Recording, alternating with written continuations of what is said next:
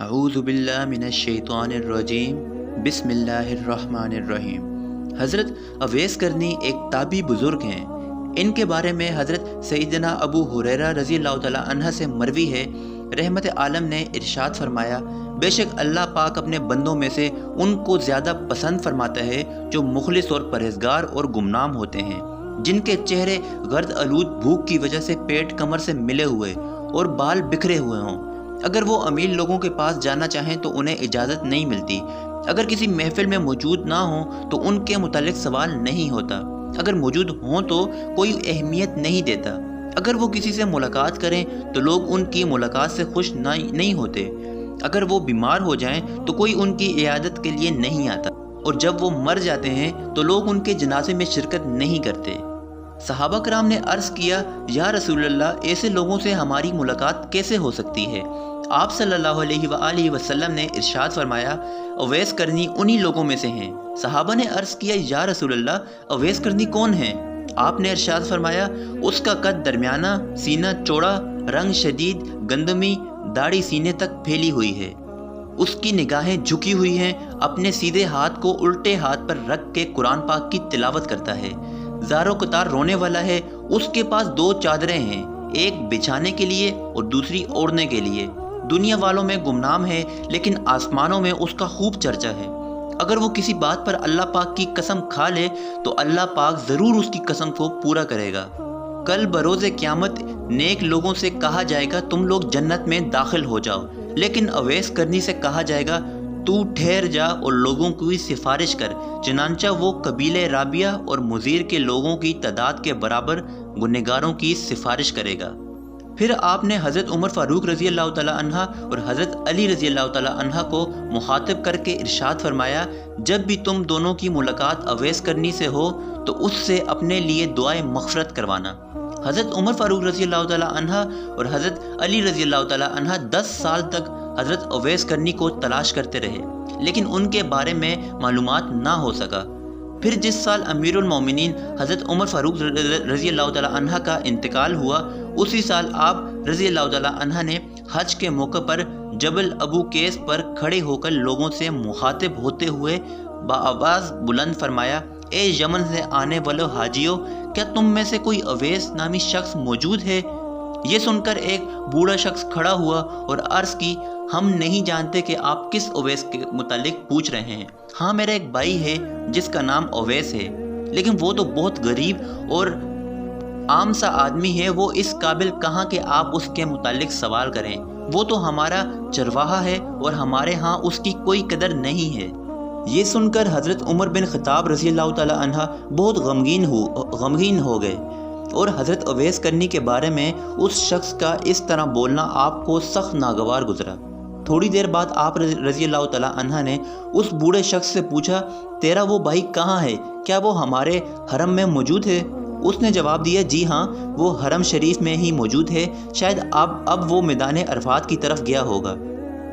یہ سن کر حضرت عمر فاروق رضی اللہ تعالیٰ عنہ اور حضرت علی رضی اللہ تعالیٰ عنہ عرفات کی طرف چل دیے۔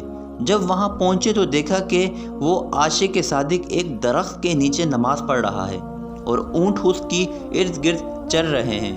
یہ دیکھ کر حضرت عمر رضی اللہ تعالیٰ عنہ اور حضرت علی رضی اللہ تعالیٰ عنہ اپنی سواریوں سے نیچے اتر آئے اور اس عاشق صادق کے پاس آ کر سلام کیا۔ حضرت اویس کرنی نے نماز کو مختصر کیا اور نماز سے فارغ ہو کر سلام کا جواب دیا۔ حضرت عمر فاروق رضی اللہ تعالیٰ عنہ اور حضرت علی رضی اللہ تعالیٰ عنہ نے پوچھا، اے شخص، تو کون ہے؟ اس نے جواب دیا، میں اپنی قوم کا مزدور اور چرواہا ہوں۔ آپ دونوں حضرات نے فرمایا، ہاں، ہم تم سے ان چیزوں کے متعلق سوال نہیں کر رہے، بلکہ یہ بتائیں آپ کا نام کیا ہے؟ انہوں نے جواب دیا، میں عبداللہ یعنی اللہ کا بندہ ہوں۔ فرمایا، یہ تو ہم بھی جانتے ہیں کہ زمین و آسمان میں موجود تمام لوگ اللہ ہی کے بندے ہیں، تم اپنا وہ نام بتاؤ جو تمہارا نام رکھا گیا ہے۔ یہ سن کر حضرت اویس کرنی نے عرض کی، آپ لوگ مجھ سے کیا چاہتے ہیں؟ تو انہوں نے ارشاد فرمایا، ہمارے پیارے آقا صلی اللہ علیہ وآلہ وسلم نے ہمیں اویس کرنی کے متعلق چند نشانیاں بتائی ہیں۔ ہم آپ کی باتوں اور رنگت کے متعلق بتائی ہوئی نشانیاں تو آپ میں دیکھ چکے ہیں، لیکن ہمارے آقا نے ایک نشانی اور بتائی تھی کہ اس کے سیدھے کاندھے کے نیچے ایک سفید نشان ہوگا۔ آپ ذرا اپنا سیدھا کاندھا ہمیں دکھا دیں، اگر وہ نشان موجود ہوا تو ہم پہچان جائیں گے۔ آپ کے متعلق ہمارے آقا نے خبر دی ہے۔ یہ سن کر حضرت اویس کرنی نے اپنے کاندھے سے چادر ہٹائی تو آپ کے مبارک کاندھے کے نیچے سفید نشان موجود تھا۔ نشان دیکھتے ہی دونوں صحابہ نے حضرت اویس کرنی کو بوسہ دیا اور فرمایا، ہم گواہی دیتے ہیں کہ تم ہی وہ اویس ہو جس کے متعلق ہمیں ہمارے نبی صلی اللہ علیہ وآلہ وسلم نے خبر دی تھی۔ اللہ پاک آپ پر رحم فرمائے، آپ ہمارے لیے مغفرت کی دعا کریں۔ یہ سن کر حضرت اویس کرنی نے عرض کی، میں نہ تو اپنے لیے استغفار کرتا ہوں اور نہ ہی کسی فرد خاص کے لیے، بلکہ میں تو ہر مومن مرد و عورت کے لیے استغفار کرتا ہوں۔ آپ لوگوں پر اللہ پاک نے میرا حال تو منکشف فرما ہی دیا ہے، اب آپ اپنے متعلق بتائیں کہ آپ کون ہیں؟ حضرت علی نے یہ سن کر جواب دیا، یہ امیر المومنین حضرت عمر بن خطاب رضی اللہ تعالی عنہ ہیں اور میں علی بن ابو طالب ہوں۔ یہ سنتے ہی حضرت سیدنا اویس کرنی باادب کھڑے ہو گئے اور عرض کی، امیر المومنین، اللہ پاک آپ کو سلامت رکھے اور آپ کو جزائے خیر عطا فرمائے۔ یہ سن کر امیر المومنین نے فرمایا، اللہ پاک آپ پر بھی رحم فرمائے، آپ ایسی مقام پر میرا انتظار فرمائیں تاکہ میں آپ کے لیے مکہ مکرمہ سے کچھ چیزیں خرید لاؤں اور کچھ کپڑے وغیرہ لے آؤں، آپ مجھے یہیں ملنا۔